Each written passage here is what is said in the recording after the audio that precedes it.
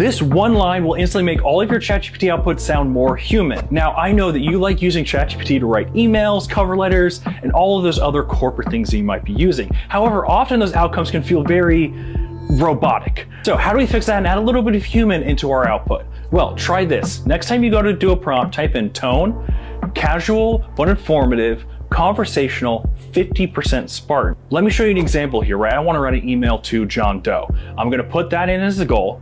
I'm going to specify the length I want here, okay? And then I'm going to go put in my tone line and all of the points that I want the email to cover. And just like that, look at this output. Look how human it is. Try it out for yourself today and let me know what you think.